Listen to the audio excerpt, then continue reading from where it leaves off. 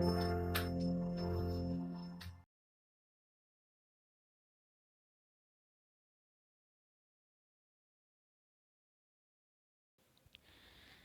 Friends, welcome back to my YouTube channel study art hub. आज discuss करने वाली हूँ लेसन 4 सौंदर्य शास्त्र, जिसे इंग्लिश में बोलते हैं एस्थेटिक। लास्ट क्लास में वैदिक साहित्य से कंप्लीट ग्रंथ के बारे में डिस्कशन हुआ था। आज एस्थेटिक के बारे में देखते हैं। नेक्स्ट क्लास में इंडस वैली सिविलाइजेशन स्टार्ट हो जाएंगे। डिस्क्रिप्शन। एस्थेटिक जो बेसिकली वर्ड होता है सौंदर्य शास्त्र। सौंदर्य शास्त्र, सौंदर्य शास्त्र का मतलब क्या होता है? सौंदर्य शास्त्र means aesthetic. Aesthetic word taken from the aisthetikos. ठीक है, एस्थेटिक मीन्स होता है ब्यूटी, सुंदरता। उसी को सौंदर्य शास्त्र में रखा गया है। देख लेते हैं सौंदर्य शास्त्र के बारे में।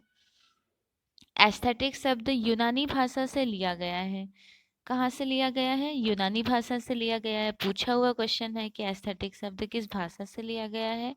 यूनानी भाषा से लिया गया है, जिसका मूल रूप एस्थेटिकोस है। Aesthetic words taken from the word aisthetikos. यही यूनानी शब्द बाद में एस्थेटिक हुआ, जिसका अर्थ है इंद्रिय सुख का चेतना या इंद्रिय ब्यूटी, इंद्रिय सुंदरता। इसी एस्थेसिस शब्द से एस्थेटिक शब्द बना। हिंदी भाषा में इसे सौंदर्य शास्त्र कहते हैं। ठीक है। पाश्चात्य साहित्य एस्थेटिक शब्द प्रथम बार 1750 ईस्वी में जर्मन दार्शनिक अलेक्जेंडर बॉमगार्टन 1714-1767 एग्जैक्ट टाइम रहा है। इन्होंने अपनी पुस्तक एस्थेटिक में किया। ये याद रखिएगा, इनको क्या कहा जाता है? इनको कहा जाता है father of aesthetic. Father of aesthetic बहुत बार क्वेश्चन एग्जाम में आया है कि who is the father of aesthetic? Baumgarten, Alexander Baumgarten. इन्होंने एस्थेटिक शब्द का एक बार अपने जर्मन दार्शनिक इन्होंने अपने पुस्तक में यूज किया था एस्थेटिक। सर्वप्रथम बॉमगार्टन ने इसका प्रयोग संवेदनशील इंद्रिय बौद्ध के शास्त्र के रूप में किया है। हिगल ने इसका प्रयोग ललित कला के दर्शन के अर्थ में किया। हिगल ने कहाँ पे किया? ललित कला के दर्शन के अर्थ में किया। हिगल ने ललित कला को कितने पार्ट्स में डिवाइडेड किए हैं? इन्होंने ललित कला के 5 ड्यूरेशंस बताए हैं, 5। चित्रकला, पेंटिंग, स्कल्पचर, आर्किटेक्चर, पोएट्री और म्यूजिक, ये 5 होते हैं ना ललित कला। इन्होंने सबसे हाईएस्ट पोजीशन पे रखा है काव्य को। काव्य मीन्स पोएट्री। काव्य पोएट्री को सबसे हाईएस्ट पोजीशन पे रखे हैं, सबसे उच्च वर्ग के। जस्ट बिकॉज इसमें सिर्फ वर्ड्स के यूज होते हैं, उन्होंने वर्ड को बहुत वैल्यूएबल माना है। नेक्स्ट है आर्किटेक्चर, जिसे बोलते हैं वास्तुकला। वास्तुकला वास्तुकला को हिगल ने सबसे निम्न वर्ग का माना है, सबसे लोएस्ट पोजीशन पे। जस्ट बिकॉज वास्तुकला जो आर्किटेक्चर है उसमें मटेरियलिस्टिक यूज होते हैं, बहुत ज़्यादा मटेरियल तो यूज होते हैं, लेकिन इसका मतलब यूजफुल उनको उतना खास नहीं लगा, उनको वर्ड की कीमत ज़्यादा लगी। पहले पे काव्य, सेकंड पे इन्होंने रखा है संगीत, जिसे म्यूजिक बोलते हैं, म्यूजिक संगीत। थर्ड पर रखे हैं पेंटिंग, जो हम लोग बनाते हैं। ठीक है। फोर्थ पे इन्होंने स्कल्पचर को रखा है, जस्ट बिकॉज स्कल्पचर में भी मटेरियल्स लगते हैं, मूर्ति कला को। और लास्ट में इन्होंने रखा है आर्किटेक्चर, काव्य को, ये वास्तुकला को। ठीक है। लोएस्ट और हाईएस्ट पोजीशन याद रखिएगा, सबसे हाईएस्ट है काव्य, सबसे लोएस्ट है वास्तुकला। पूछा गया क्वेश्चन है किसके अकॉर्डिंग? हिगल के अकॉर्डिंग। बाumgarten को सौंदर्य शास्त्र का पिता कहा जाता है। सौंदर्य शास्त्र का पिता मीन्स एस्थेटिक के फादर कहे जाते हैं बाumgarten। और ये एग्जाम में काफी बार ये क्वेश्चंस आए हुए हैं। सौंदर्य व्यक्ति को प्रत्यक्ष आनंद देता है। कैसा? प्रत्यक्ष आनंद देता है। शेक्सपियर ने ठीक ही कहा है, सौंदर्य वह शराब है जो पीने और पिलाने वाले दोनों को नशे में चूर कर देता है। ये कोटेशन रहा है, ये शेक्सपियर ने कहा है, उनका स्टेटमेंट था। शेक्सपियर का स्टेटमेंट भी याद रखिएगा, पूछा गया है एग्जाम में। नेक्स्ट है, महान दार्शनिक एमर्सन ने कहा सौंदर्य परमात्मा की हस्तलिपि है। ये भी एग्जाम में पूछा गया है। जो जो रिपीटेड क्वेश्चंस है उस पर बहुत फोकस कीजिएगा, may be in future exam में आने के चांसेस हो जाएं। नेक्स्ट है, प्लेटो ने शास्त्र शारीरिक सौंदर्य को हृदय वेश प्रकृति का इंद्रजाल कहा है। किसने कहा? प्लेटो ने। प्लेटो की थ्योरी है ना, art is an imitation of imitation, कला नकल की नकल है।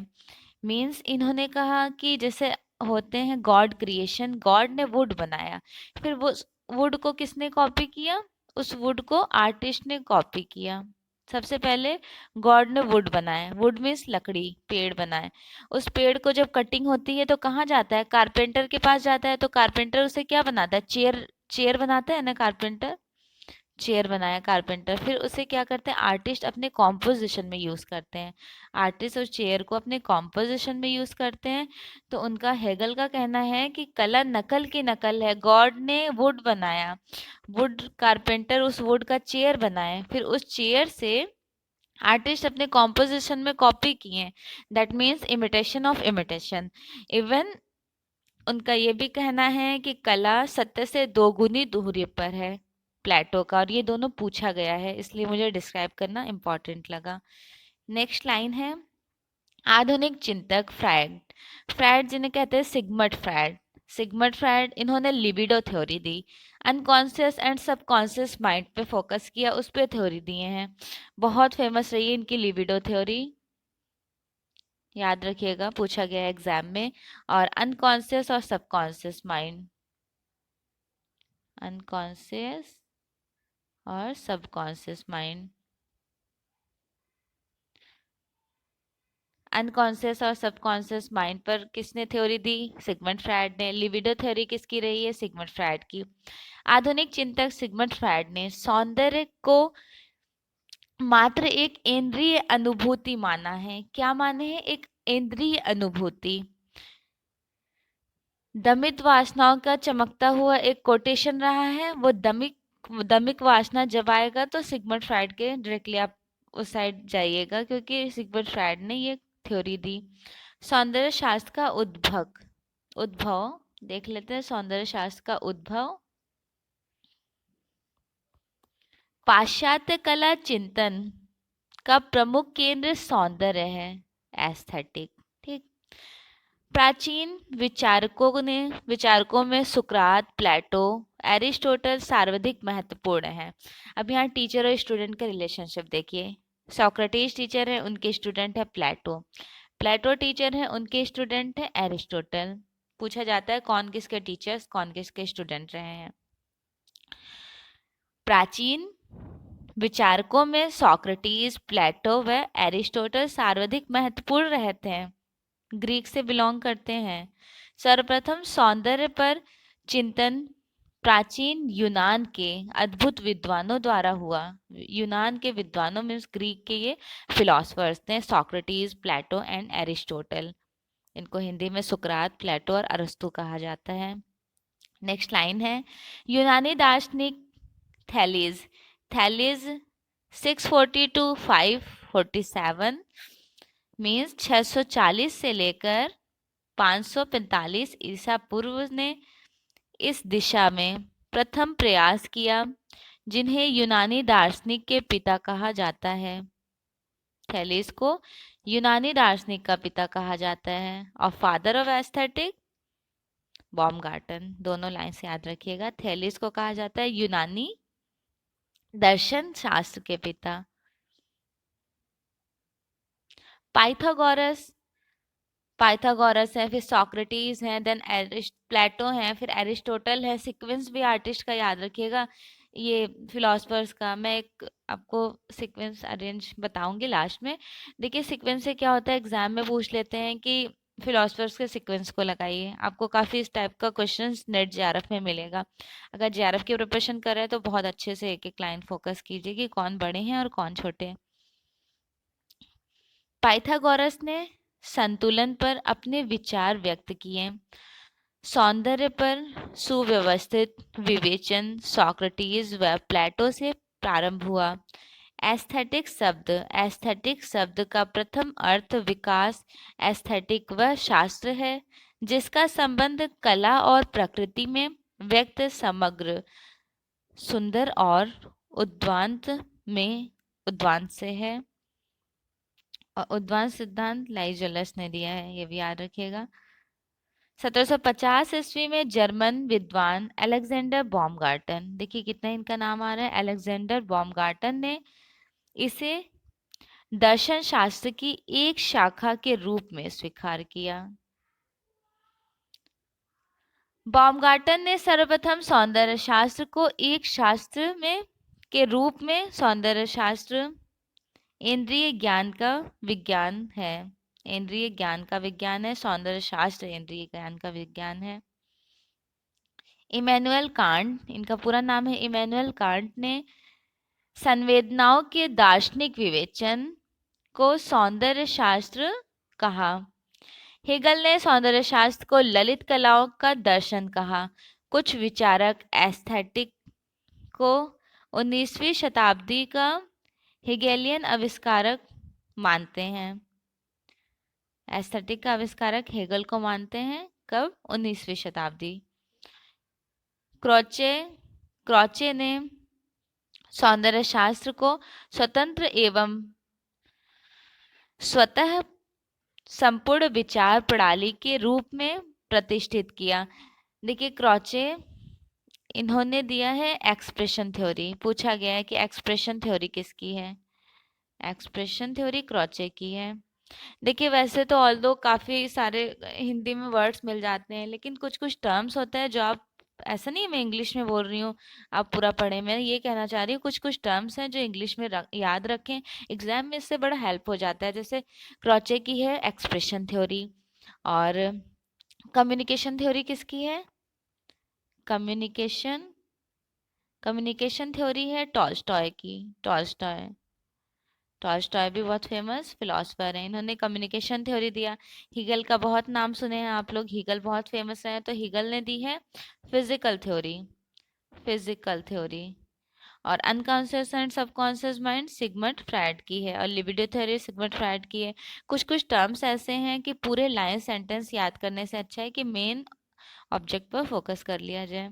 नेक्स्ट लाइन है, क्रॉचे ने एस्थेटिक अभिव्यक्ति, देखिए ये अभिव्यक्ति जहां पर आएगा आप समझ जाइएगा क्रॉचे के बारे में बात हो रही है, मीन्स एक्सप्रेशन के बारे में बात हो रही है। एक्सप्रेशन मीन्स अभिव्यक्ति, एक्सप्रेशन अभिव्यक्ति आएगा तो वो क्रॉचे की थ्योरी हो जाएगी। पुनः प्रत्यक्षात्मक तथा कलात्मक क्रियाओं का विज्ञान माना है। मैं तो शॉर्टली एक एक को फोकस कर लेती हूँ, जैसे एक जो मेन दिख रहा है उसे एक्सप्रेशन कह रहे हैं। इवन ये जेआरएफ में पूछा भी गया है कि अभिव्यक्ति थ्योरी बताइए या फिर एक्सप्रेशन थ्योरी बताइए, तो वो क्रॉचे की है। जो फ्रेशनर ने सौंदर्य शास्त्र का संबंध मनोवैज्ञानिक या प्रयोगात्मक अनुभव से जोड़कर इसे नई दिशा दी तथा प्रयोगात्मक सौंदर्य शास्त्र की स्थापना की। सुजैन लैंगर बड़े फेमस रहे हैं, सौंदर्य शास्त्र ललित कलाओं के दार्शनिक विकल्पों तथा समस्याओं के सिद्धांत निपुण किए। सुजैन लैंगर का भी एग्जाम में पूछा गया है काफी बार। पाश्चात्य कला चिंतन का प्रमुख केंद्र सौंदर्य है। जापान में युगेन कलाकृति के माध्यम से व्यजित पदार्थगत आंतरिक गहन सौंदर्य को कला चिंतन का महत्वपूर्ण तत्व माना गया है। चीन में ध्वनि बोधक सिद्धांत के द्वारा कला चिंतन की अवधारणा की गई है। भारत में कला चिंतन तथा सौंदर्य शास्त्र का विशिष्ट अन्वेषण रस सिद्धांत द्वारा किया गया है। भारतीय कला दर्शन के अनुसार चेतन, अचेतन, अतिचेतन, मन से कला का सृजन होता है। रविन्द्रनाथ टैगोर ने भी कहा था कि कला से अधिक सुंदर यहाँ कुछ भी नहीं है। कला में आत्मा चैतन्य अपनेपन की प्रतिछाया मिलती है। भारतीय कला दर्शन तथा सौंदर्य दृष्टि का मूल तत्व सत्यम शिवम सुंदरम है। पूछी गई लाइन है ये एज इट इज। नेक्स्ट है, भरत मुनि ने अपनी कला चिंतन में इस अर्थ को ही स्वीकार नहीं किया, वरन कहा कि काव्यार्थ वह होता है जो हृदय संवादी प्रिय सुंदर हो। के.एस. रामास्वामी शास्त्री के अकॉर्डिंग सौंदर्य शास्त्र कला में अभिव्यक्ति सौंदर्य का विज्ञान है। कांति चंद्र पांडे के अकॉर्डिंग सौंदर्य शास्त्र ललित कलाओं का विज्ञान तथा दर्शन है। जो ब्यूटी एस्थेटिक है वो ललित कलाओं का विज्ञान है और दर्शन है। एलिसन के अकॉर्डिंग देखिए, एलिसन और जेफरी ऐसे चिंतक हुए जिन्होंने सौंदर्य की मनोवैज्ञानिक आधार विश्लेषण करने की चेष्टा की। मैक्स एंड फ्रायड ने उसे विशुद्ध इंद्रिय अनुभूति माना है। मैक्स और फ्रायड ने विशुद्ध इंद्रिय अनुभूति माने हैं। सुंदरता का दर्शन आंखों से होता है, सत्य और शिव की अनुभूति हृदय और मस्तिष्क से होती है। सौंदर्य शास्त्र में कला का समानार्थी शब्द आर्ट है। लाइन से याद रखिएगा, सौंदर्य शास्त्र में कला का समानार्थी शब्द आर्ट है, जो लैटिन भाषा के आर्ट शब्द से ली गई है। ये लाइन पूछी गई है, इंपॉर्टेंट है, एग्जाम में आया हुआ है, पूछा गया है कि आर्ट जो है वो लैटिन भाषा के किस शब्द से बना है, तो आर्ट से, ARS आर्ट से आर्ट बना। इसका शाब्दिक अर्थ कौशल और प्रावीण्य है। हिगल कला को दो भागों में डिवाइडेड किए थे, उपयोगी कला और ललित कला। पाश्चात्य और भारतीय विद्वानों ने कला के अनेक रूपों में परिभाषित किए हैं। प्लेटो का कोटेशन रहा है, कला सत्य की अनुकृति है, means art is an imitation of imitation. कला में हम ईश्वर द्वारा निर्मित सृष्टि को स्थापित करते हैं, जो हमने अभी आपको बताया था डायरेक्टली डायग्राम के थ्रू। तो यहाँ पे वही लाइंस कही जा रही है कि गॉड नेचर क्रिएट करते हैं, देन नेचर से कोई क्रिएशन होता है, कोई मटेरियलिस्टिक फॉर्म, देन आर्टिस्ट उसे अपने पेंटिंग में कंपोज करते हैं। एरिस्टोटल ने कहा है कला अनुकरणीय है, कला अनुकरणीय है। एरिस्टोटल का कोटेशन है। एरिस्टोटल प्लेटो के गुरु थे। प्लेटो गुरु हैं, एरिस्टोटल उनके स्टूडेंट हैं। प्लॉटिनस ने कला को इंद्रिय कल्पना एस्थेटिक इमेजिनेशन न मानकर बौद्धिक कल्पना माने हैं। इंद्रिय कल्पना न मानकर उन्होंने बौद्धिक कल्पना मानी है। किसने? प्लॉटिनस ने। बॉमगार्टन ने कला को प्रकृति का अनुकृति कहा है। ये लाइन पूछी गई है, जो फादर ऑफ एस्थेटिक कहे जाते हैं उनका कोटेशन रहा है, कला प्रकृति की अनुभूति है, और ये एग्जाम में आया हुआ लाइन। हिगल ने कला को भौतिक सत्ता को व्यक्त करने का माध्यम माना है। फिजिकल थ्योरी याद रखिए, या फिर कहीं भी भौतिक सत्ता का कोटेशन दिखेगा, हिगल का कोटेशन है। ठीक है, सारे कोटेशंस को याद करना पॉसिबल नहीं है, अगर याद हो भी जाता है तो थोड़ा कंफ्यूजन क्रिएट हो जाएगा। तो मेन ट्रिक के साथ याद कीजिए कि सारे का कोटेशन में जो मेन फॉर्म्स हैं उनको फोकस कर लीजिए।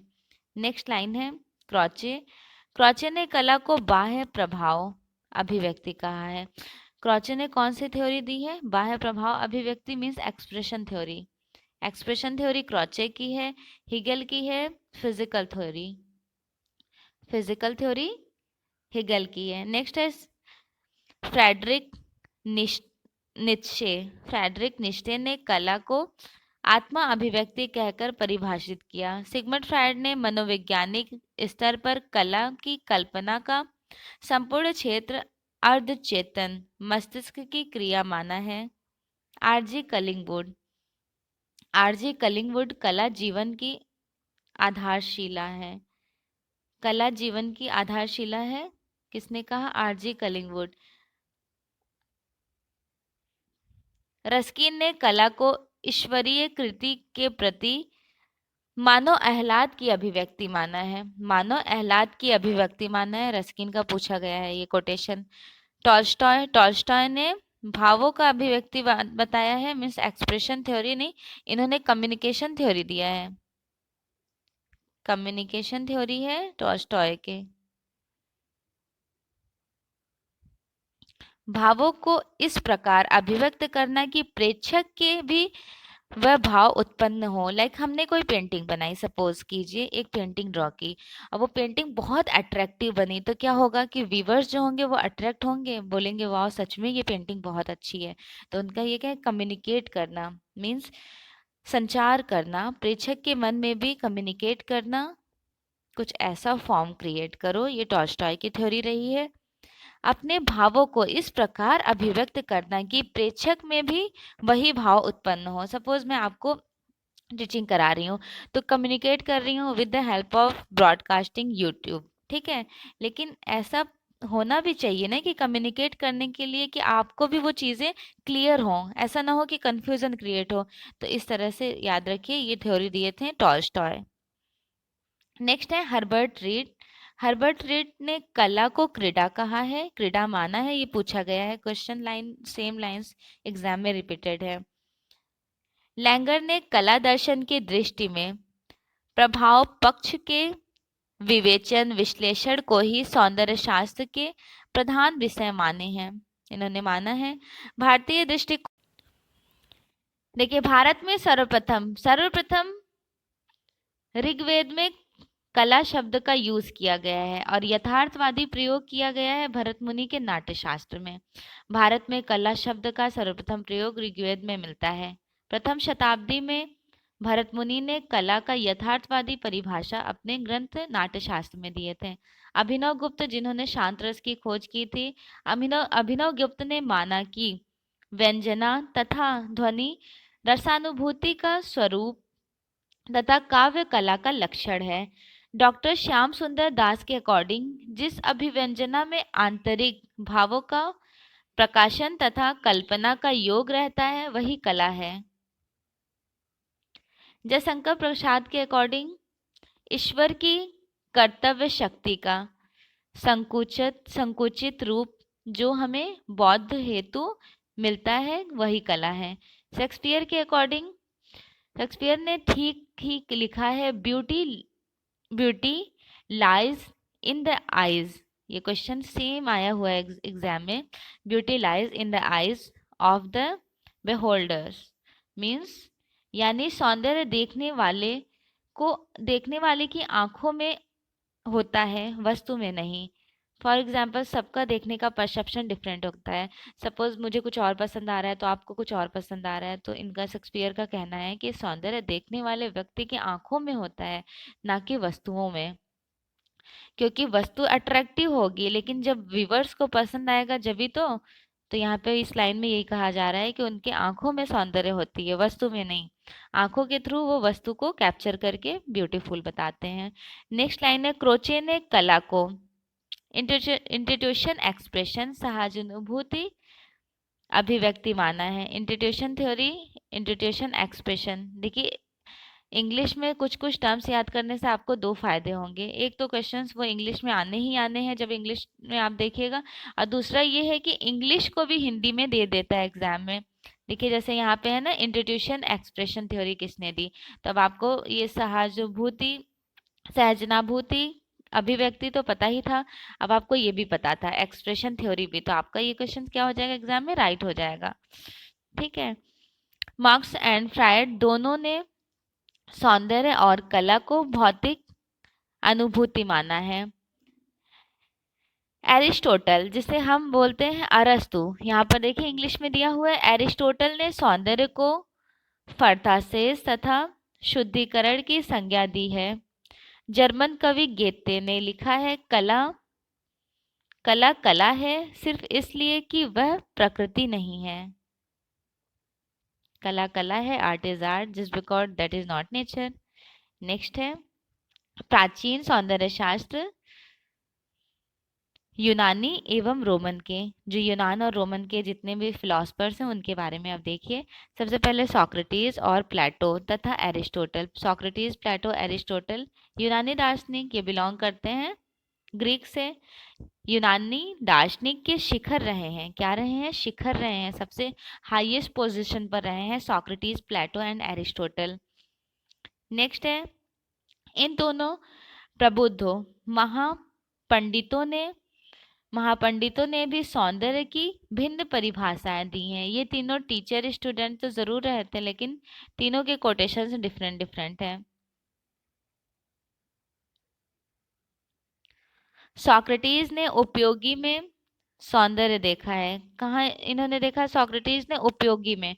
अब उपयोगी क्या होता है? तो देखिए, उपयोगी बेसिकली वो चीजें होती हैं, फॉर एग्जाम्पल हमने कोई आर्ट क्रिएट की, लेकिन वो हैंडमेड आर्ट है जो हमारे घरों में यूज हो रही हैं, जैसे कारपेट हो गया या फिर ड्रेसेस हो गए, वॉच हो गए, ये सारी चीज़ें जो हम यूजफुल आर्ट होती है उसे उपयोगी कला कहते हैं। जिसमें आर्ट तो होता ही होता है, उसके साथ वो हमारे भौतिक जीवन, फिजिकल लाइफ में यूज होती है। That is called as useful art, उपयोगी कला। और सोक्रेटिस ने उपयोगी में सौंदर्य देखा, इन्होंने उपयोगी में सौंदर्य देखा। उसके महान शिष्य प्लेटो ने सत्यम शिवम के योग में सौंदर्य देखा। मीन्स जो गॉड क्रिएशन नेचर था, प्लेटो ने उसमें सौंदर्य देखा। एरिस्टोटल ने चरम सीमाओं की मध्यवर्ती स्थिति में सौंदर्य को अवतरित होते देखा। तीनों के डिफरेंट थॉट्स थे, अलग अलग चीजों में इन्होंने ब्यूटी एस्थेटिक को कैप्चर किया है। थेलेस चिंतकों ने इस दिशा में प्रथम प्रयास किया। प्लेटो से पूर्व जो दार्शनिक हुए उन्हें सोफिस्ट कहा जाता है। क्या कहा जाता है? सोफिस्ट। ठीक, ये लाइन याद रखिएगा कि प्लेटो से पूर्व जो दार्शनिक थे, फिलोसफर थे, उन्हें सोफिस्ट कहा जाता है। पाइथागोरस एवं उनके अनुयायियों ने प्रिंसिपल ऑफ हार्मनी, ये लाइन पूछी गई है, प्रिंसिपल ऑफ हार्मनी किसकी है? पाइथागोरस की। पाइथागोरस ने प्रतिपादित किया। पाइथागोरस 570 to 495 मीन्स 570 ईसा पूर्व से लेकर 495 ईसा पूर्व में इनका जन्म कहाँ हुआ? एजियन द्वीप के समोस नामक स्थान। पाइथागोरस ने ब्राह्मण को कॉथमोसस या कॉथमोस कहा, जिसमें क्रमबद्धता, उपयुक्तता और सौंदर्य है। सोक्रेटिस जिनका टाइम ड्यूरेशन रहा है 470 to 469 century BC to 399 century BC में इनका जन्म हुआ था एथेंस में। सोक्रेटिस का जन्म एथेंस यूनान में हुआ था। सोक्रेटिस पाश्चात्य दर्शन शास्त्र के संस्थापक माने जाते हैं। एस्थेटिक के फाउंडर कहे जाते हैं सोक्रेटिस, लेकिन फादर ऑफ एस्थेटिक कहा जाता है बॉमगार्टन को। दोनों का डिफरेंस समझिए, दोनों में ये डिफरेंस है कि इनको सौंदर्य शास्त्र का संस्थापक कहा जाता है और उनको सौंदर्य शास्त्र का पिता कहा जाता है। ठीक है, बॉमगार्टन को। दोनों लाइन आई हुई है एग्जाम में। नेक्स्ट है वह मकान सबसे सुंदर है जो उपयोगिता प्रदान करता है।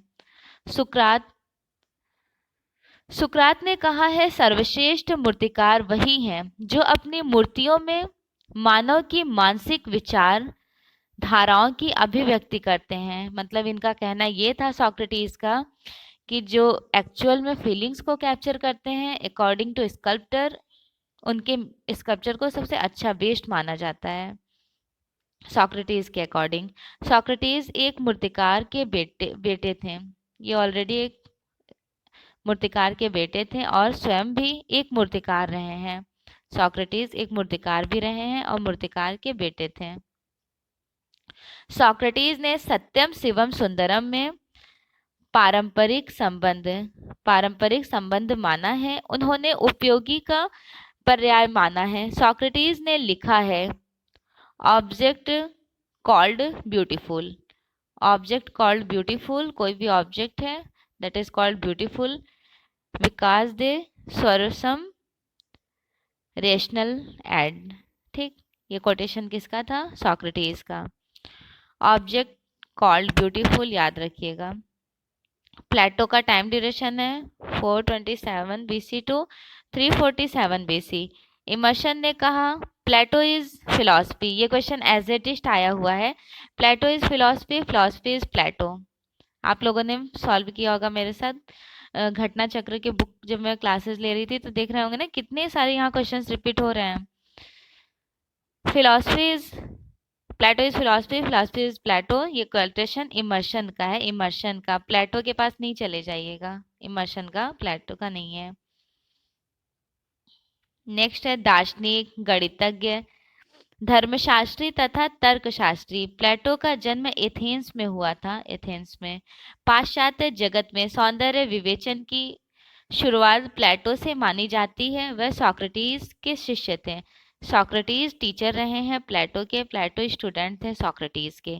प्लेटो द्वारा रचित ग्रंथ, देखिए प्लेटो की रचित ग्रंथ ऑन, जिसे दग्ध बोलते हैं, दद्य, क्रैटिलूस, क्रैटिलूस, प्रोटोगोरस, गॉर्जियस, थियोडोरस और फिलेबूस, लॉज, सिम्फोसिस फिलॉसफी, सिम्फोसिस फिलॉसफी पूछी गई है, बहुत इंपॉर्टेंट है। वैसे सारे इनके बुक्स लर्न रखिएगा। प्लेटो ने मूल अविनाशी परंपरा को परम सौंदर्य, बोलते हैं ना कभी कभी एब्सोल्यूट राइट, तो उन्होंने एब्सोल्यूट ब्यूटी माना है, एब्सोल्यूट ब्यूटी। सत्यम शिवम सुंदरम की यत्रयी प्लेटो ने दी, देखी, जो सत्यम शिवम सुंदरम की त्रयी है वो प्लेटो ने देखी। भौतिक सौंदर्य में प्लेटो के अनुपात, सामंजस्य और उपयोगी को उनके चारित्रिक लक्षण बताया है। इमर्शन के अकॉर्डिंग दर्शन ही प्लेटो, प्लेटो ही दर्शन, same quotation. Philosophy is Plato, Plato is philosophy, philosophy is Plato, ये कोटेशन हिंदी और इंग्लिश दोनों में आया हुआ है। इमर्शन की थ्योरी है। एरिस्टोटल, इनका टाइम ड्यूरेशन है 384 टू 322 बीसी, बैक सेंचुरी। पाश्चात्य सौंदर्य शास्त्री की नींव डालने का वास्तविक श्रेय, वास्तविक श्रेय किसे जाता है? और एरिस्टोटल, अरस्तु को जाता है, अरस्तु को। एरिस्टोटल का जन्म एशिया, एशिया माइनर की कैलकिडीस, कैलकिडीस नामक यूनानी बस्ती के स्टैजीरा नामक स्थान पर हुआ था। अपने ग्रंथ पोएटिक्स, पोएटिक्स इनका एक ग्रंथ रहा है, एवं रहेटारिक्स तथा मनोवैज्ञानिक ने अंतर्गत एरिस्टोटल सौंदर्य शास्त्र एवं कला पर कहीं कहीं विवेचन करता है।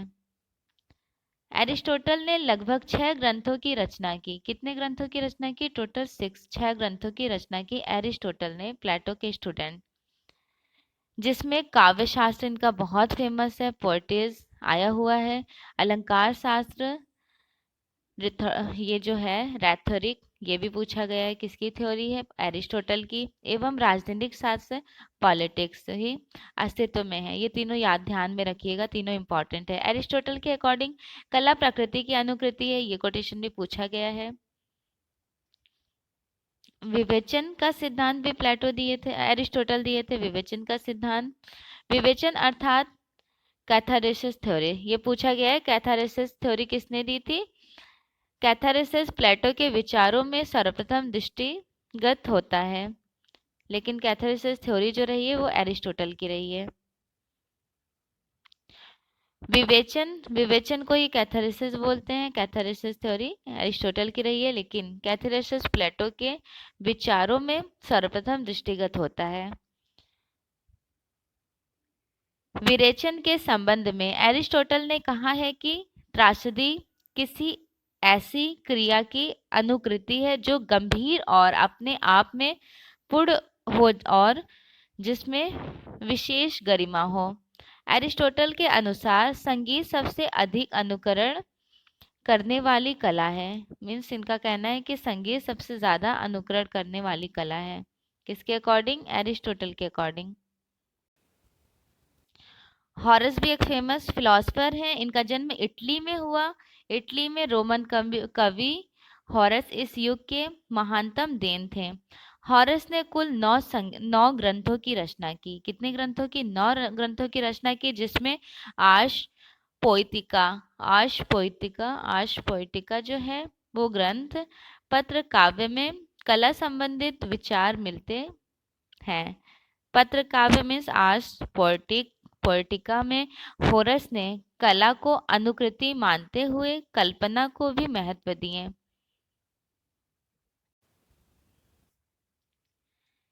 इंस तियो ओरेटोरिया नामक ग्रंथ के रचयिता कुंतिलियन थे।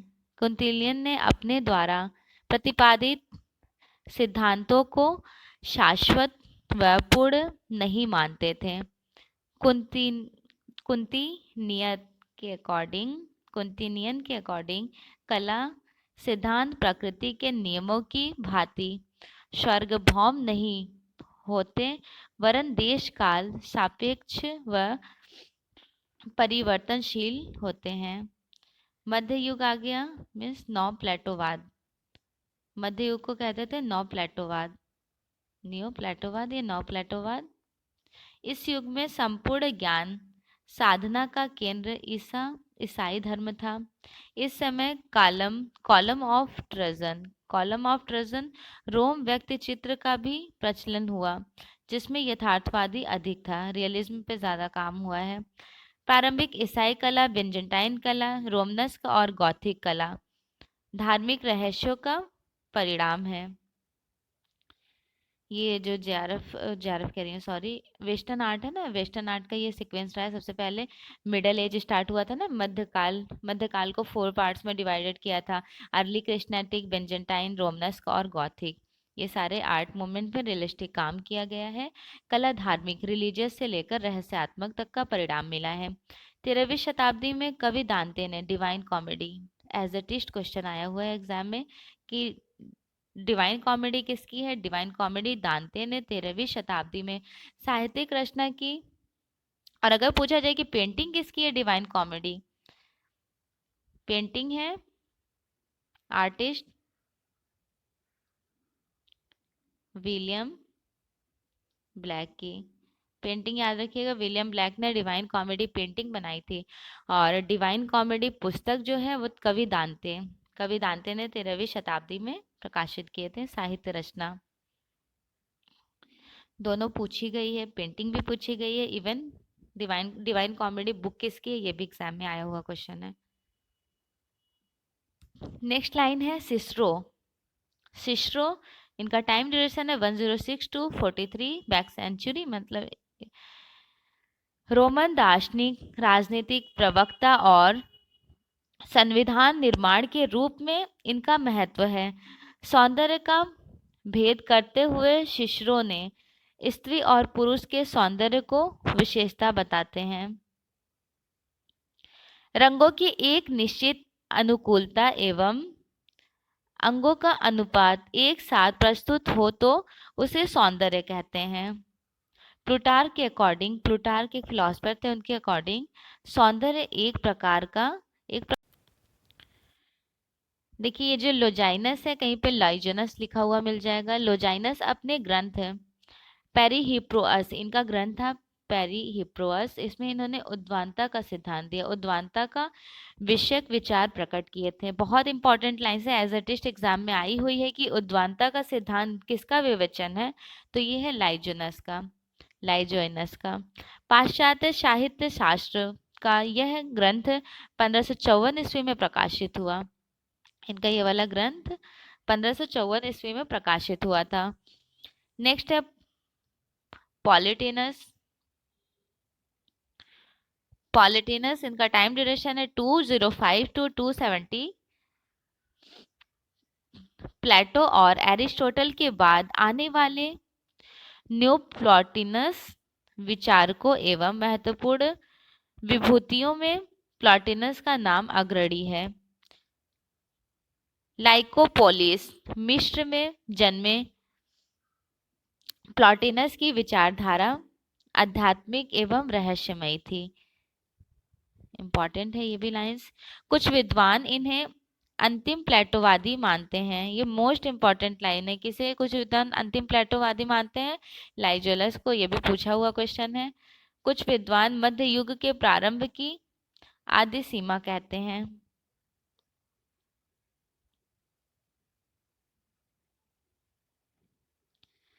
इन्होंने दर्शन और सौंदर्य शास्त्र के क्षेत्र में आधारभूत सिद्धांतों की दृष्टि से नव प्लेटोवाद का प्रवर्तन किया। पूछा गया लाइन है, याद रखिएगा। नव प्रभाववाद के प्रवर्तक कहे गए हैं। प्लॉटिनस ने लिखा है कि सौंदर्य भौतिक पदार्थों में नहीं होता। ये लाइन से आया हुआ कोटेशन है। सौंदर्य भौतिक पदार्थ में नहीं होता बल्कि उन शाश्वत विचारों में निहित है जिन्हें सांसारिक वस्तुएं या भौतिक पदार्थ केवल आंशिक प्रतिबिंब करते हैं। प्लॉटिनस ने प्रत्यक्ष सौंदर्य के 3 पक्ष बताए। कितने पक्ष बताए? 3 पक्ष बताए। ह्यूमन रीजन, ह्यूमन सोल और रियल ऑब्जेक्ट। प्लॉटिनस अपने एनिडस नामक ग्रंथ, एडिनस प्लॉटिनस की ग्रंथ है, ग्रंथ के प्रथम अध्याय में सौंदर्य के विषय की व्याख्या की। प्लॉटिनस सौंदर्य को एक अलौकिक अनुभूति मानते हैं। उसे ट्रांसेंडेंटल आइडिया कहते हैं। सेंट ऑगस्टाइन इनका टाइम ड्यूरेशन है 354 टू 430 बीसी। महान ईसाई दार्शनिक सेंट ऑगस्टाइन ने कहा है, ब्यूटी इज यूनिटी और संसार तत्वतः सुंदर है। सौंदर्य और कला साथ रहने से तात्पर्य है कि दैवीय सामंजस्य के अनुरूप रहना। ऑगस्टाइन ने लिखा है, जो व्यक्ति ईश्वर यक्षु के प्रतिबिंब से परे अन्य कुछ नहीं देखता, वह कुछ भी क्रिएटिविटी मीन्स सृजनात्मक रूप से भी नहीं देख सकता है। ऑगस्टाइन का ये कोटेशन रहा था। सेंट ऑगस्टाइन ने अपने कॉन्फेशंस नामक ग्रंथ में सोक्रेटिस के समान सौंदर्य और उपयोगिता को पर्याय माना है और प्लेटो की भांति दैवीय प्रकृति के सौंदर्य का स्रोत माना है। इनकी पुस्तक है कॉन्फेशंस। पूछी गई है कॉन्फेशंस किसकी है? ऑगस्टाइन की है। सेंट ऑगस्टाइन अपने ग्रंथ, इनकी ग्रंथ थी डे ट्रिनिएट में वर्ड के अंतर्गत सौंदर्य की व्याख्या करते हुए उसके अतीन्द्रिय पक्ष की भूरी भूरी प्रशंसा की है। मतलब बहुत प्रशंसा किए थे। उन्होंने सौंदर्य के स्वरूप को यूनिटी, ऑर्डर, हार्मनी, प्रोपोर्शन में प्रकट देखा। ऑगस्टाइन ने डे म्यूजिका नामक 6 ग्रंथों में से एक ऑन विक्स ऑफ चैरिटी के अंतर्गत सौंदर्य के आदर्शवादी स्वरूप में विवेचन किया। सेंट थॉमस जिनका टाइम ड्यूरेशन है 1225 से 1274 ईस्वी, इटालियन दार्शनिक, विचारक, धर्मशास्त्रीय। एक्विनास ने सौंदर्य शास्त्र विषय विचार अधिक नहीं लिखे हैं।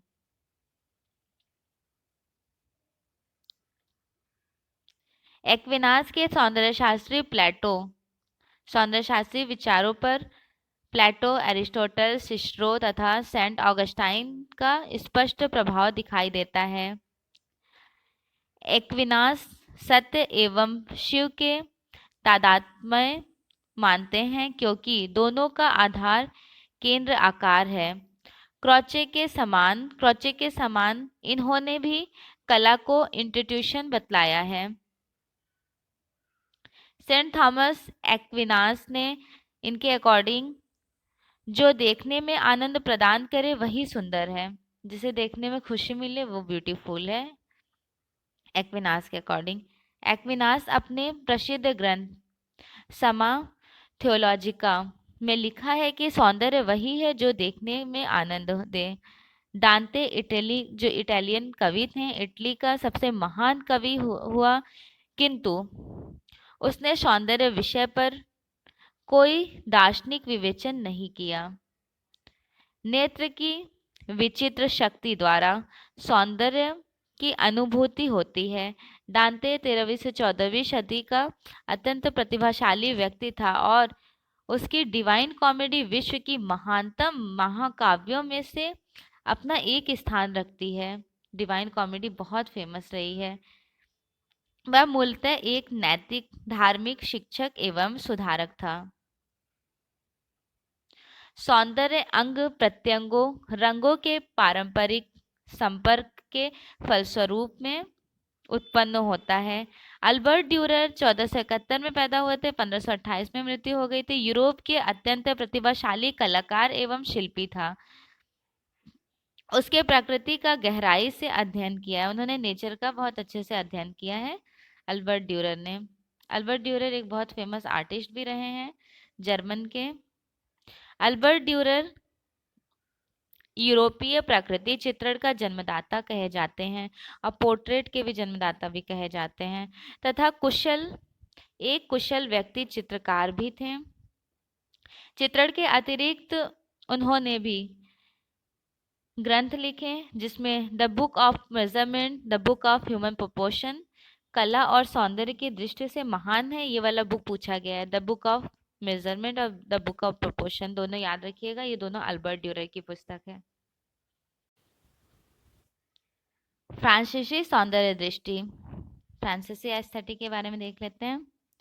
विक्टर कजीन एवं चार्ल्स लेबी फ्रांसीसी सौंदर्य शास्त्र के प्रमुख अध्यात्मवादी थे। उनके मतानुसार सौंदर्य का वास्तविक स्वरूप आध्यात्मिक होते हैं, एनरिक नहीं। प्रसिद्ध दार्शनिक डेस्कांटी आधुनिक फ्रांसीसी दर्शन शास्त्र के स्तंभ कहे जाते हैं। डेस्कार्टी की दृष्टि में सौंदर्यानुभूति बौद्धिक आनंद से पृथक होती है। सौंदर्यानुभूति में डेस्कांटी के मतानुसार इंद्रिय, काल्पनिक, बौद्धिक तीनों तत्वों का समावेश रहता है। क्राउसेंज के अकॉर्डिंग सौंदर्य के लक्षण हैं वैविध्य मीन्स वैरायटी, यूनिटी और रेगुलरिटी, ऑर्डर और मेजरमेंट मीन्स अनुपात। सौंदर्य पर विवेचन करने वाले प्रमुख स्विस साहित्यकारों में ट्राफर, पिक्टे, एमिएल और विनेट प्रमुख हैं।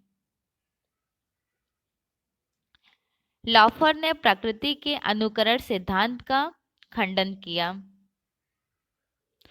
उनके मतानुसार अनुकरण कला का एकमात्र लक्ष्य नहीं होना चाहिए।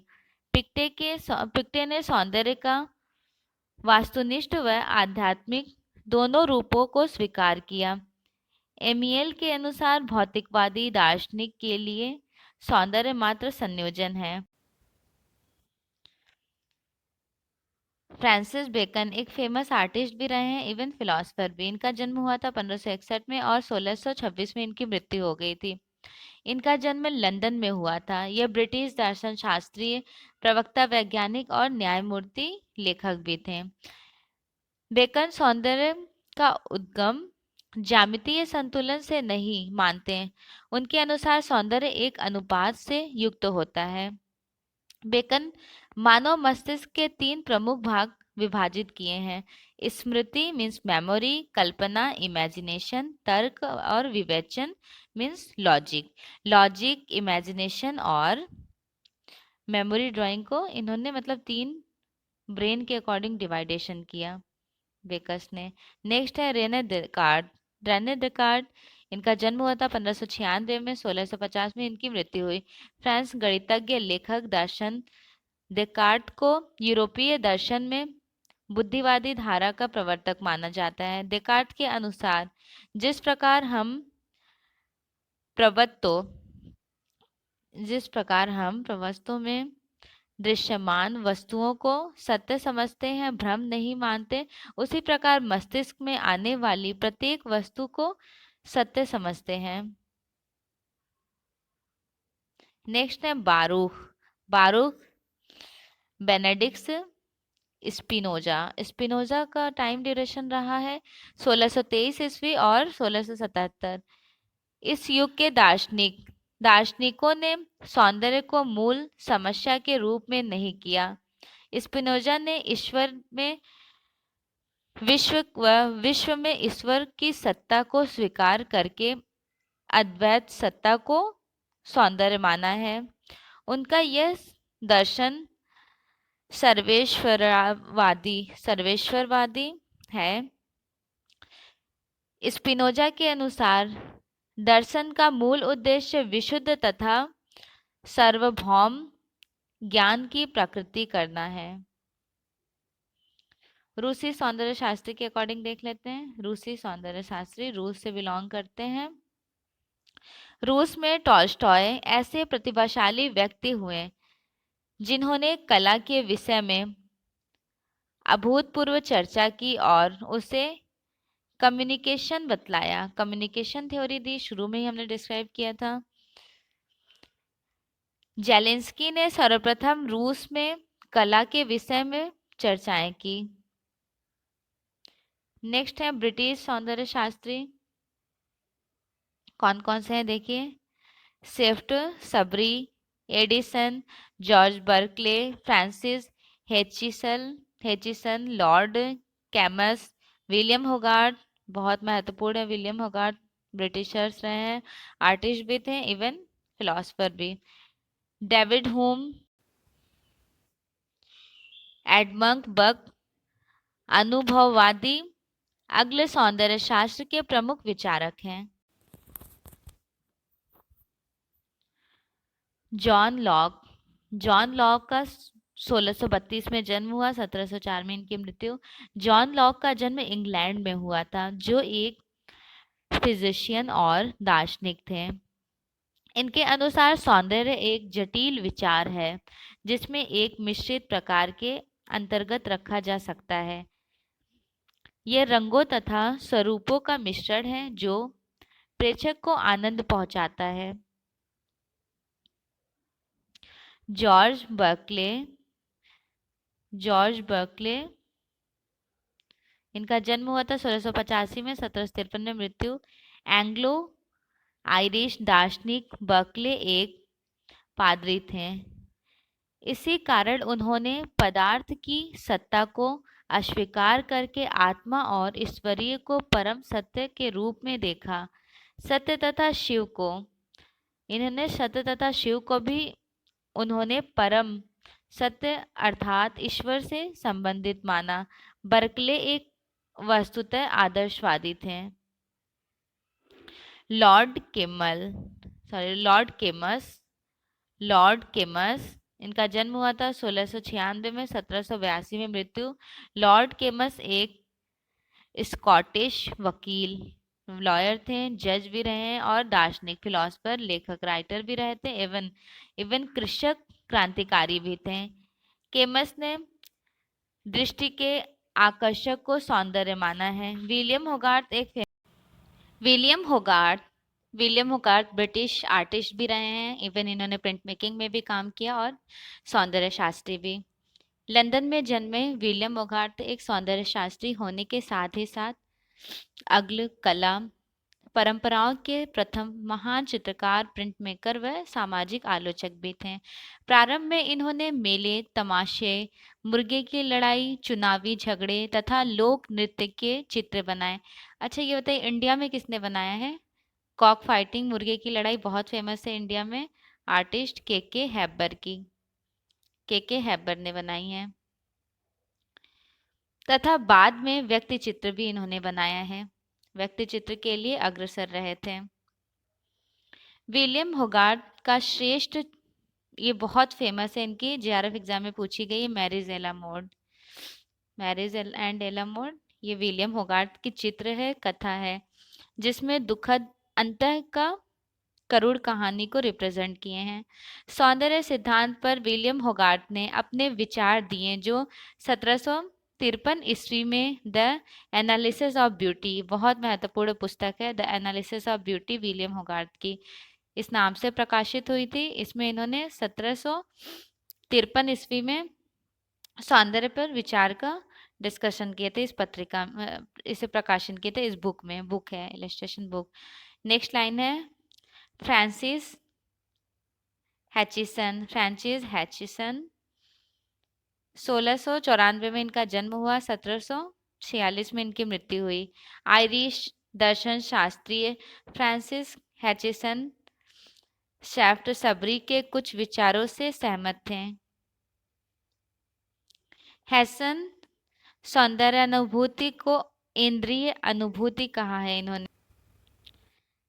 एंथनी अशतने Cooper the third earl of Shaftesbury, Cooper the third earl of Shaftesbury, 1671 to 1713, London में जन्मे सैफ्ट सबरी एक राजनीतिक दर्शनशास्त्री व लेखक थे। वे आंगलवादी अनुभववादी सौंदर्य शास्त्र के वास्तविक संस्थापक थे। इनके अनुसार सौंदर्य का अनुभव तत्काल एवं निश्चित होता है तथा उसका माध्यम आंतरिक इंद्रिय होता है। सौंदर्य पदार्थ में नहीं होता, शरीर में नहीं होता, वरन स्वरूप में होता है। जोसेफ एडिसन का ये कोटेशन है, इनका जोसेफ एडिसन का जन्म हुआ था 1672, 1719 में इनकी मृत्यु।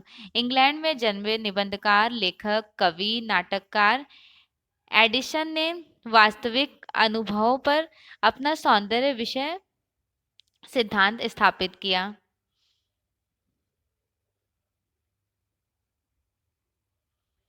उन्होंने अपने निबंध, इनकी निबंध है on the pleasures of the imagination में कलात्मक मीन्स इमेजिनेशन को कलागत मूल्य की व्याख्या करके कल्पना का निबंध बिंब विधान तथा आनंद भूति से जोड़ा। डेविड होम फिलोसफर है जिनका जन्म 1711 और 1776 में इनकी मृत्यु हो गई थी। स्कॉटिश दार्शनिक, इतिहासकार, अर्थशास्त्री व लेखक डेविड होम ने अपने अनुभववादी सिद्धांत के कारण सौंदर्य शास्त्र को एक नई दिशा दी। ह्यूम के अनुसार सौंदर्य एक व्यवस्था या आकार रचना में निहित है। ब्रिटिश रोमांसवादी चित्रकार, दृश्य चित्रकार टर्नर ने शास्त्रीय रुचि में समुद्र दृश्य, नदियां, पर्वत, सुंदर भवन, चमकती हुई धूप और गंभीर विशाल मेघों से आच्छादित आकाश को बखूबी चित्रित किया। टर्नर बहुत फेमस रहे हैं, रोमांटिसिज्म ब्रिटिश आर्टिस्ट, इन्होंने इस तरह की पेंटिंग्स बनाई लैंडस्केप। टर्नर के चित्र कोहरे से उगता सूर्य में आकाश की भव्यता के दर्शन होते हैं, यही उद्वांत सौंदर्य है। इंग्लैंड लैंडस्केप चित्रकार डेविड कास्क इंग्लैंड से बिलोंग करते हैं। 1783 में इनका जन्म हुआ, 1859 में इनकी मृत्यु हुई। इन्होंने तेज हवा, आंधी या तूफान के दृश्यों को चित्रित किया। यूरोप के सागर तट, ब्रुसेल्स तथा एंटवर्प के बाजार, पेरिस के भीड़ भरे पुल तथा इंग्लैंड के पहाड़ी ग्राम्यों का विशाल भव्यता से चित्रित किया। जॉन कॉन्स्टेबल ने प्रकृति को महत्व दिया। किसे महत्व दिया? प्रकृति को, नेचर को। जॉन कॉन्स्टेबल की बहुत फेमस पेंटिंग है the Hay Wain. The Hay Wain जिसे हिंदी में बोलते हैं भूसा गाड़ी। देखिए डिस्क्रिप्शन, इनका प्रकृति चित्र पौराणिक, ऐतिहासिक अथवा प्रतीकात्मक न होकर सरल तथा आत्मीय था। इन्होंने भूसा गाड़ी, लंघता हुआ अश्व, अनाज की खेत विशेष प्रसिद्ध चित्र बनाए थे। इंग्लैंड कवि, चित्रकार व प्रिंट मेकर विलियम ब्लैक बहुत फेमस रहे हैं। William black romanticism, English painter भी रहे थे, आर्टिस्ट, कवि और प्रिंट मेकर। 1757 में जन्म हुआ, 1827 में इनकी मृत्यु। आंग्ल कला एवं सौंदर्य परंपरा के श्रेष्ठ एवं अलौकिक अनुभवों के चितेरे थे। ब्लैक को यूरोप की कला में सबसे बड़ा स्वप्नदृष्टा कहा जाता है। ये बहुत इंपॉर्टेंट लाइन है। इनको स्वप्नदृष्टा कहा जाता था। ये कवि तथा चित्रकार दोनों थे।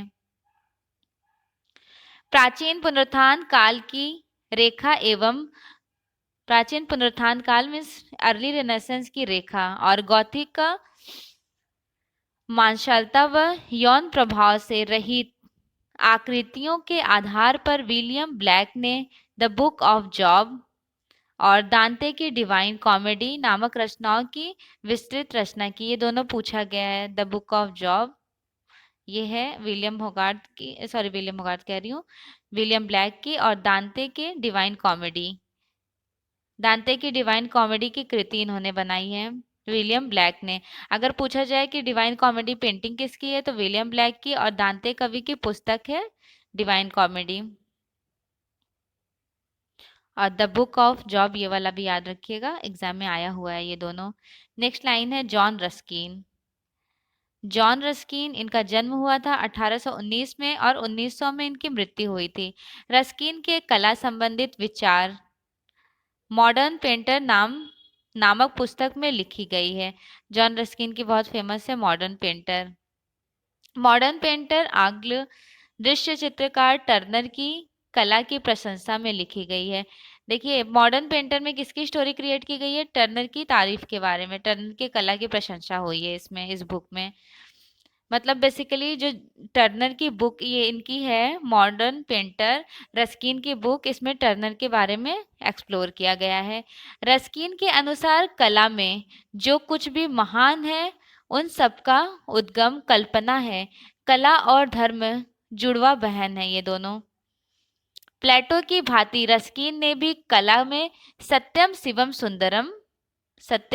सुंदरम का संगम देखा।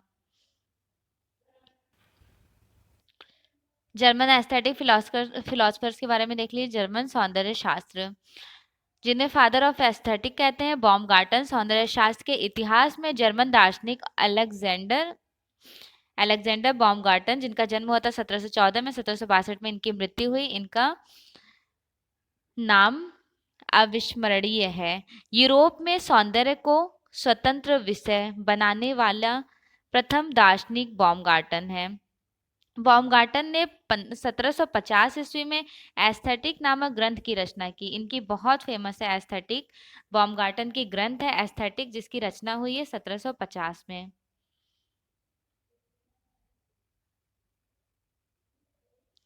बॉमगार्टन को फादर ऑफ एस्थेटिक कहा जाता है। मोस्ट इंपॉर्टेंट लाइन है, पूछी गई है, इंपॉर्टेंट भी है, इवन एग्जाम में आया हुआ ये लाइन है। इमैनुअल कांट, जिनका जन्म हुआ था 1724 में, 1804 ईस्वी में इनकी मृत्यु हुई। जर्मन दार्शनिक इमैनुअल कांट का जन्म केनिन्सबर्ग एक मोची परिवार में हुआ था। इमैनुअल कांट ने अपनी पहली पुस्तक Critique of Pure Judgment, most important book है और आई हुई है एग्जाम में, इवन नेट जेआरएफ के एग्जाम में भी ये पूछी गई बुक है। क्रिटिक ऑफ प्योर रीजन में ज्ञान की समस्या बताई। इन्होंने प्रकृति व्यवस्था का औचित्य सिद्ध किया। क्या सिद्ध किया? औचित्य सिद्ध किया। इमैनुअल कांट की दूसरी पुस्तक है Critique of Practical Reason, Critique of Pure Judgment, Critique of Practical Reason and Critique of Judgment. Critique of Practical Reason दूसरा समस्या नैतिकता बताई गई है इसमें। इमैनुअल कांट अपनी पुस्तक क्रिटिक ऑफ जजमेंट में उद्वांत एवं सौंदर्य पर अपने विचार व्यक्त किए हैं। DWF हिगेल महत्वपूर्ण कलाकार हैं, जर्मन से बिलोंग करते हैं। 1770 में जन्म हुआ, 1831 में इनकी मृत्यु हुई है। बॉमगार्टन के समान हिगल ने भी एस्थेटिक नामक ग्रंथ की रचना की।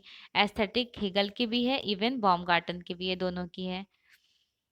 1750 वाली बॉमगार्टन की है और हिगल की भी याद रखिएगा। नामक ग्रंथ की रचना की जो 3 भागों में विभक्त किया गया है, जिसमें उन्होंने अपना सौंदर्य प्रस्तुत किया। हेगल ने लिखा है मस्तिष्क प्रकृति से श्रेष्ठ है। मस्तिष्क कैसा है? प्रकृति से श्रेष्ठ है। हेगल प्रथम सौंदर्य शास्त्री थे जिसने कला का वर्गीकरण किया। कला का वर्गीकरण किया। उसने समस्त विश्व की कला को 3 भागों में बांटा, सिंबॉलिक, क्लासिकल और रोमांटिक। देखिए सिंबॉलिक में किसे रखा जाएगा? प्रतीकात्मक में इजिप्ट के आपने पिरामिड देखा होगा। इजिप्ट का जो पिरामिड है, खुफरे, खफरे और मैनकुरे, पिरामिड को रखा है इन्होंने प्रतीकात्मक, सिंबॉलिक में हेगल ने। शास्त्रीय कला क्लासिकल, क्लासिकल में इन्होंने ग्रीक, ग्रीक के जो हेलेनिस्टिक और ये स्कल्प्टर आ जाते हैं, स्कल्प्टर को हेगल ने क्लासिकल, शास्त्रीय में रखा। स्वच्छंदतावाद, रोमांटिसिज्म में इन्होंने प्रेजेंट टाइम के आर्ट को रखा, प्रेजेंट आर्ट। ठीक है। हेगल ने ललित कलाओं को भी 5 भागों में वर्गीकरण किया है। उसके 5 भाग माने हैं, वास्तुकला, मूर्तिकला, चित्रकला, संगीत कला, काव्य कला। हेगल के अकॉर्डिंग सबसे हाईएस्ट पोजीशन पर है काव्य कला। हाईएस्ट पोजीशन पर काव्य कला है, सबसे लोएस्ट पोजीशन पर, लोएस्ट पोजीशन पर है वास्तुकला। जस्ट बिकॉज इसमें मटेरियलिस्टिक का यूज नहीं है, अर्थ का यूज है। उसके बाद संगीत, फिर चित्रकला, फिर चौथे नंबर पर मूर्तिकला, 5वें नंबर पर इन्होंने इसको स्थापत्य कला मीन्स वास्तुकला को रखा। The philosophy of fine arts किसके द्वारा रचित ग्रंथ है? हिगल के द्वारा। बहुत फेमस है the philosophy of fine arts, Hegel की पुस्तक है the philosophy of fine arts. John George Sulzer, John George Sulzer का जन्म हुआ था 1729 में और 1786 में इनकी मृत्यु हो गई। ये भी जर्मन के ही रहने वाले हैं। अभी ये जो पढ़ रहे हैं जितने भी आर्टिस्ट ये फिलोसफर्स आएंगे, ये सारे जर्मन के फिलोसफर हैं। स्विस गणितज्ञ। सुल्जर के मतानुसार भौतिक जगत अथवा कला का प्रभाव मानसिक स्थिति को प्रस्तुत करता है। जॉन जाहिम विंकलमैन, जिसे बोलते हैं जॉन जैकिम विंकलमैन, ये भी जर्मन से बिलोंग करते हैं। जर्मन कला इतिहासकार व पुरातत्व वेत्ता। विंकलमैन यूनान जाकर तत्कालीन खुदाई से निकली लाओकून, लाओकून का अध्ययन किया। और ये जो जॉन जोकिम विंकलमैन है, विंकलमैन ये कौन है? विंकलमैन नव शास्त्रीयतावाद चला था फ्रांस में। नव शास्त्रीयतावाद जिसे इंग्लिश में बोलते हैं neo classicism, neo classicism, neo classicism के प्रणेता कहे जाते हैं जॉन जोकिम विंकलमैन। इन्होंने लाओकून का अध्ययन किया था जो खुदाई से निकली हुई थी यूनान के। और जो नव शास्त्रीयतावाद है जिसे इंग्लिश में नियो क्लासिज्म कहते हैं, उसके जन्मदाता कहे जाते हैं डेविड, जैक लुइस डेविड, और विंकलमैन उसके फाउंडर है। नेक्स्ट लाइन है हेनरिक हाइंस। हेनरिक हाइंस का जन्म 1746 और 1804 ईस्वी में इनकी मृत्यु। जर्मन कवि हाइंस के अनुसार सौंदर्य प्रकृति पूर्णता का नाम है, सौंदर्य निरपेक्ष सत्य है। नीत्शे 1844 में जन्म हुआ, 1900 में इनकी मृत्यु। सुप्रसिद्ध जर्मन दार्शनिक नीत्शे ने पुस्तक लिखी ब्यूटी इज टू आर्टिस्ट। ये ब्यूटी इज टू आर्टिस्ट किसकी है? नीत्शे की पुस्तक है। Art should not aim at beauty है। नेक्स्ट है गेते। गेते भी जर्मन से बिलोंग करते हैं। 1739 में इनका जन्म और 1832 में मृत्यु। एक जर्मन कवि, नाटककार, उपन्यासकार, वैज्ञानिक और राजनेता, थिएटर निर्देशक और आलोचक भी थे। सो फाइनली जर्मन कंप्लीट हो गया। अब स्टार्ट करते अभिव्यंजनावादी सौंदर्य शास्त्री मीन्स एक्सप्रेशनिज्म फिलोसफर्स के बारे में। बेनादेतो कोचे। बेनादेतो कोचे, क्रोचे बहुत फेमस है। क्रोचे का जन्म हुआ था 1866 ईस्वी में, 1952 में मृत्यु। क्रोचे आत्मवादी दार्शनिक थे, आत्मवादी दार्शनिक थे क्रोचे। इनका जन्म 25 फरवरी 1866 ईस्वी को नेपल्स इटली में हुआ था। इन्होंने 29 ग्रंथों की रचना की, 29 ग्रंथों की रचना की जिसमें व्हाट इज ब्यूटी बहुत फेमस ग्रंथ है, मोस्ट इंपॉर्टेंट है और ये एग्जाम में पूछा गया है। व्हाट इज ब्यूटी पर सौंदर्य शास्त्र के संबंध में अपने एस्थेटिक ग्रंथ में क्रॉचे ने विस्तार से चर्चा किया। क्रॉचे कला को बाह्य प्रभाव की अभिव्यक्ति मानते हैं। इन्होंने कला को बाह्य प्रभाव का अभिव्यक्ति कहा है क्रॉचे ने। पूछा गया लाइन है, एक्सप्रेशन थ्योरी किसने दी, तो क्रॉचे ने। एक्सप्रेशन थ्योरी क्रॉचे की है। क्रॉचे की सबसे प्रसिद्ध रचना philosophy of the spirit, philosophy of the spirit most important ग्रंथ है क्रॉचे की, इसे भी रिमाइंड रखिएगा, ये भी आया हुआ है एग्जाम में। नेक्स्ट लाइन है, क्रॉचे इंस्टीट्यूशन और एक्सप्रेशन का पर्याप्त माना जाता है। ये वाला जो दोनों, ये अभी 2021 जेआरएफ एग्जाम 22 जेआरएफ एग्जाम में पूछा गया क्वेश्चन है। इंस्टीट्यूशन और एक्सप्रेशन किसकी थ्योरी है, क्रॉचे की है। सेम यही पूछा गया था कि इंस्टीट्यूशन और एक्सप्रेशन थ्योरी किसकी है, क्रॉचे की है। सैमुअल अलेक्जेंडर, सैमुअल अलेक्जेंडर का जन्म हुआ था 1859 ईस्वी में और 1938 में इनकी मृत्यु। सैमुअल समकालीन ब्रिटिश दार्शनिक हैं। इन्होंने सौंदर्य को भ्रमक कहा है। सुंदर भ्रमक होता है, सुंदर भ्रामक होता है, भ्रामक। द ब्यूटीफुल इज इल्यूजरी, किसने कहा, सैमुअल ने कहा। आर्थर क्लाइव हेवर्ड बेलन, आर्थर क्लाइव हेवर्ड बेल ने 1881 में जन्म हुआ और 1964 में मृत्यु। आधुनिक सौंदर्य शास्त्रियों में इंग्लैंड के क्लाइव बेल प्रमुख माने जाते हैं।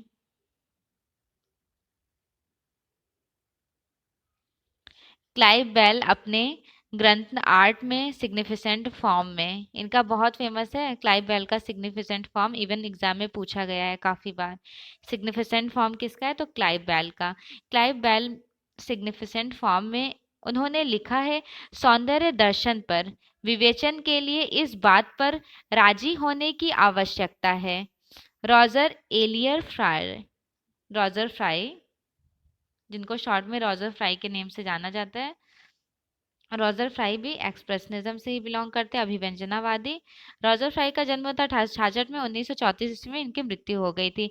ब्रिटिश कलाकार व कला आलोचक सौंदर्य शास्त्र के क्षेत्र में रॉजर फ्राई ने चित्रकला को ध्यान में रखकर सौंदर्य शास्त्र पर अपने विचार प्रकट किए हैं। रॉजर फ्राई रूपवाद के प्रवर्तक हैं, पूछा गया है ये वाला लाइन। रूपवाद वाली थ्योरी किसकी है, रॉजर फ्राई। रॉजर फ्राई रूपवाद के प्रवर्तक हैं। ट्रांसफॉर्मेशन पुस्तक रॉजर फ्राई की है, ये वाला भी पूछा गया है कि ट्रांसफॉर्मेशन बुक किसकी है, रॉजर फ्राई की। रॉजर फ्राई ने टॉल्स्टॉय की कृति व्हाट इज आर्ट, ये भी एग्जाम में आया हुआ है, व्हाट इज आर्ट की भूरी भूरी प्रशंसा की कि व्हाट इज आर्ट किसकी है, तो ये है टॉल्स्टॉय की। और टॉल्स्टॉय ने कम्युनिकेशन थ्योरी दी थी, राइट। नेक्स्ट है the Poverty of Philosophy, Karl Marx, Karl Marx की महत्वपूर्ण रचना है। The Poverty of Philosophy Karl Marx की महत्वपूर्ण रचना है। कार्ल मार्क्स 1818 में जन्म हुआ और 1883 में इनकी मृत्यु। ये जर्मन दार्शनिक थे। लियो टॉल्स्टॉय, लियो टॉल्स्टॉय जिन्होंने कम्युनिकेशन थ्योरी दी। लियो टॉल्स्टॉय का जन्म हुआ था 1828 ईस्वी में, 1910 ईस्वी में इनकी मृत्यु। रूस के प्रसिद्ध साहित्यकार ने लिखा है, कला भावनाओं की अभिव्यक्ति है, कला भावनाओं की अभिव्यक्ति है। युद्ध और शांति पूछा गया है, युद्ध और शांति किसकी है, तो ये है टॉल्स्टॉय की। युद्ध और शांति टॉल्स्टॉय का प्रसिद्ध ग्रंथ है, बहुत इंपॉर्टेंट है युद्ध और शांति टॉल्स्टॉय की। थियोडोर लिप्से, थियोडोर लिप्से 1851 में पैदा हुए, 1914 में इनकी मृत्यु, जो मनोवैज्ञानिक दृष्टि से सौंदर्य शास्त्र की व्याख्या की। लिप्से के अनुसार संवेदन हमारी मूल प्रवृत्ति है जिसका अस्तित्व प्रत्येक प्राणी में मिलता है। लिप्से ने अपने ग्रंथ, लिप्से का ग्रंथ है हेम्यू मैस्थेटिक, हेम्यू मैस्थेटिक इनका ग्रंथ है। में सहानुभूति का सिद्धांत दिया था। सिगमंड फ्राइड बहुत फेमस है, जिन्होंने लिबिडो थ्योरी दी और अनकॉन्शियस और सबकॉन्शियस माइंड का थ्योरी। सिगमंड फ्राइड का जन्म 1856 में, 1939 में इनकी मृत्यु। आधुनिक युग के महानतम मनोचिकित्सक थे। क्या थे? मनोचिकित्सक थे। फ्राइड ने अचेतन मन की भूमि पर कलाकृति तथा उसकी रचना प्रक्रिया का विश्लेषण किया। फ्रायड ने अचेतन मन की भूमि पर कलाकृति तथा उसकी रचना प्रक्रिया का विश्लेषण किया। सेम लाइन दो बार रिपीट हो गया है। चलिए नेक्स्ट लाइन देख लीजिए। फ्रायड लिबिडो थ्योरी दिए थे। इन्होंने कौन सी थ्योरी दी? Libido theory. ये बहुत इंपॉर्टेंट है, काफी बार आपको ये वाला एग्जाम में previous year question paper solve किए होंगे तो आपने देखा होगा, ये क्वेश्चन आया हुआ है। फ्रायड ने लिबिडो थ्योरी से लेकर सेक्सुअल थ्रॉल्ड तक की कलाकृतियों का विवेचन किया। फ्रायड ने लिखा है कि सुख स्वास्थ्य का पर्यायवाची है और दुख मनस्ताप है। फ्रायड ने मन के तीन भाग बताए। मन के तीन भाग बताए हैं: चेतन, अर्धचेतन और अवचेतन। फ्रायड के अनुसार फ्रायड के अकॉर्डिंग जो कला है, कला की कल्पना का महत्वपूर्ण क्षेत्र अर्धचेतन मस्तिष्क है। जॉर्ज संतायना, ये भी बहुत जॉर्ज संतायना का जन्म हुआ था 1863 में, 1952 में इनकी मृत्यु हुई। 20वीं शताब्दी के प्रमुख भाववादी सौंदर्य शास्त्री जॉर्ज संतायना कला के संवेगों की अभिव्यंजना के रूप में स्वीकार करते हैं। जॉर्ज संतायना सौंदर्य को आनंद के रूप में, आनंद के रूप में परिभाषित किया है इन्होंने। संतायना ने सौंदर्य को ऑब्जेक्टिव फॉर प्लेजर कहा है। ऑब्जेक्टिव फॉर प्लेजर, कोटेशन याद रखिएगा, objective for pleasure George Santayana ने कहा। बहुत महत्वपूर्ण पुस्तक है, मोस्ट इंपॉर्टेंट। आप previous year questions paper solve किए होंगे तो आपने देखा होगा। The sense of beauty, George Santayana की पुस्तक है the sense of beauty. The sense of beauty में सौंदर्य के 3 स्तरों का उल्लेख किया गया है: भौतिक मूल्य, रूपात्मक मूल्य और सहचर्य परक मूल्य। जॉर्ज संतायना की अन्य पुस्तक है the life of reason,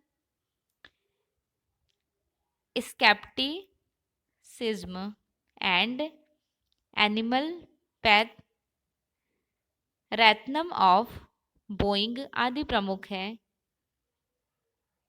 I A Richard, ये भी महत्वपूर्ण रहे हैं, इनसे भी एग्जाम में क्वेश्चन पूछा गया है। आई ए रिचर्ड, ये ब्रिटिश विचारक थे। इनका जन्म हुआ था 1893 ईस्वी में, मृत्यु 1979 ईस्वी में। रिचर्ड ने 1924 ईस्वी में काव्यलोचन के सिद्धांत नामक पुस्तक लिखे हैं। पुस्तक का नाम याद रखिएगा, काव्यलोचन के सिद्धांत। काव्यलोचन के सिद्धांत किसका है? आई ए रिचर्ड का है। इनकी दूसरी पुस्तक है व्यावहारिक आलोचक, साइंस एंड पोएट्री।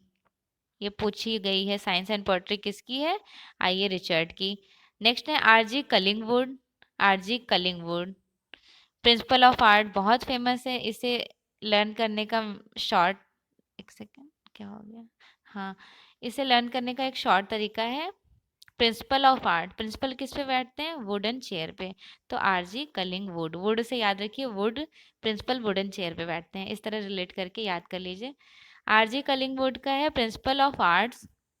आरजी कलिंगवुड का 1889 ईस्वी में जन्म हुआ, 1973 में। ये बहुत महत्वपूर्ण है। प्रिंसिपल ऑफ आर्ट पुस्तक काफी बार एग्जाम में रिपीट हुआ है। 1938 ईस्वी का है। तथा इंडियन ऑफ हिस्ट्री ये भी आरजी कलिंगवुड की ही रही है। आरजी कलिंगवुड इंग्लिश दार्शनिक थे। हर्बर्ट रीड का जन्म हुआ 1893 में, 1968 ईस्वी में इनकी मृत्यु हुई। इन्होंने ब्यूटी ऑफ एग्लिनेस, सौंदर्य शास्त्र पर लेख लिखे। इनकी पुस्तक है मीनिंग ऑफ आर्ट, बहुत महत्वपूर्ण है। आपको एग्जाम में हमेशा नॉर्मली ये देखने को पुस्तक मिल जाएगा, काफी बार एग्जाम में आए हुए हैं कि मीनिंग ऑफ आर्ट किसकी है, तो वो है हर्बर्ट रीड की। हर्बर्ट रीड के अनुसार कला श्वास क्रिया की भांति लयात्मक भांति व्यंजक है तथा इंद्रिय बोध, विचार, भाव, क्रियाओं आदि से अविभाज्य है। हर्बर्ट रीड ने कहा है अभिव्यंजना ही कला है। क्या है? अभिव्यंजना ही कला है, मीन्स एक्सप्रेशन इज आर्ट। किसने कहा? हर्बर्ट रीड का कहना है अभिव्यंजना ही कला है, किंतु प्रत्येक अभिव्यंजना कला नहीं है। प्रत्येक अभिव्यंजना कला नहीं है, लेकिन अभिव्यंजना ही कला है। ये कोटेशन रहा है हर्बर्ट रीड का। हर्बर्ट रीड इंग्लिश कला इतिहासकार और कला समीक्षक, आर्ट क्रिटिक और आर्ट हिस्टोरियन दोनों रहे थे। नेक्स्ट है सुजैन लैंगर। सुजैन लैंगर, इनका जन्म हुआ था 1895 में और 1985 में इनकी मृत्यु। लैंगर अमेरिकन दर्शन शास्त्री हैं। पूछा गया क्वेश्चन है सुजैन लैंगर कहाँ से बिलोंग करते हैं, तो अमेरिकन सौंदर्य शास्त्री हैं। जेआरएफ का जब आप सिलेबस देखिएगा तो सुजैन लैंगर आपको सबसे लास्ट में फिलोसफर में मिलेंगे। काफ़ी सारे फिलोसफर हैं, लेकिन स्टार्ट हो जाता है सॉक्रेटिस से। शुरू में आपने यहाँ पे सॉक्रेटिस से पढ़ा है। अब देखिए सुजैन लैंगर अमेरिकन दार्शनिक थे। लैंगर अपने ग्रंथ फिलॉसफी इन ए न्यू की में संतुलित कला सिद्धांत की स्थापना की है। इनका जन्म देखिए 1895 हुआ, मतलब ये देखिए अगर सीक्वेंस में जेआरएफ एग्जाम में आ गया तो सुजैन लैंगर आपके लास्ट में ही होंगे बाकी फिलोसफर्स के कंपेयर में। नेक्स्ट लाइन है सुजैन लैंगर के अनुसार प्रतीकात्मक रूप की सृष्टि करती है। सुजैन लैंगर ने अपनी पुस्तक फीलिंग्स एंड फॉर्म, ये पूछी गई पुस्तक है कि फीलिंग्स और फॉर्म किसकी पुस्तक है? सुजैन लैंगर की। फीलिंग्स एंड फॉर्म में स्वीकार किया है कि सौंदर्य शास्त्र ललित कलाओं के दार्शनिक विकल्पों एवं समस्याओं का सैद्धांतिक निरूपण है। हंगेरियन आर्ट क्रिटिक फेरिक कैंडेंस्की, ये question same as it is आया हुआ एग्जाम में कि फेरिक हंगेरियन आर्ट क्रिटिक को पहचानिए, तो कौन है हंगेरियन आर्ट क्रिटिक? फेरिक कैंडेंस्की। उदारता का सिद्धांत किसने दिया था? तो लोजाइलस ने दिया था। शुरू में हमने डिस्कस किया था कि लोजाइनस की थ्योरी है सब्लाइम थ्योरी मीन्स उदारता का सिद्धांत। एज इट इज एग्जाम में ये क्वेश्चन आया हुआ है। आइडियल्स ऑफ द ईस्ट बहुत फेमस है ओकाकुरा का, ये भी एग्जाम में आया हुआ क्वेश्चन है। इंडियन टेम्पल स्टेला कैम्ब्रिज, ये भी रिपीटेड क्वेश्चन है। जितने भी आप सॉल्व कर रहे हैं 80% तो आपको यहाँ पे क्वेश्चंस रिपीटेड ही दिख रहे होंगे। Ideals of Indian art India, painting and sculptor बहुत महत्वपूर्ण है। अजंता फ्रेस्कोस ईवी हैवल की है। एक बार और रिपीट कर देती हूँ। Ideals of Indian painting and sculptor Ajanta's fresco, पुस्तक किसने लिखी? ईवी हैवल ने। पोराफायरी ग्रंथ किसकी है? लोजाइनस की। बहुत इंपॉर्टेंट है पोराफायरी लोजाइनस की। जब आप लोजाइनस अभी हमने सॉल्व कराया है उसके साथ आपने देखा होगा कि ये ग्रंथ किसकी रही है? लोजाइनस की पोराफायरी। बहुत इंपॉर्टेंट है Myths and Symbols of Indian Art and Civilization, पुस्तक हेनरिक जीमर का। जेआरएफ में 2-3 बार ये पूछी गई। विलियम शेक्सपियर का जन्म हुआ था 1564 ईस्वी में और 1616 में इनकी मृत्यु। जन्म कहाँ हुआ? यूनाइटेड किंगडम मीन्स यूके में इनका जन्म हुआ था। ये अंग्रेजी कवि, काव्यात्मकता के विद्वान, नाटककार तथा अभिनेता थे। द मर्चेंट ऑफ वेनिस बहुत फेमस है विलियम शेक्सपियर का। The merchant of Venice exam में आया हुआ है ये कि द मर्चेंट ऑफ वेनिस किसकी है। Lives of the Most Excellent Painters, sculptor, architectures, लेखक वसारी का है, जॉर्जियो वसारी का। ये पूछा हुआ क्वेश्चन है ये वाला। Life of the Most Excellent Painters, Sculptor and Architect, same as it is JRF में रिपीटेड है, जॉर्जियो वसारी का।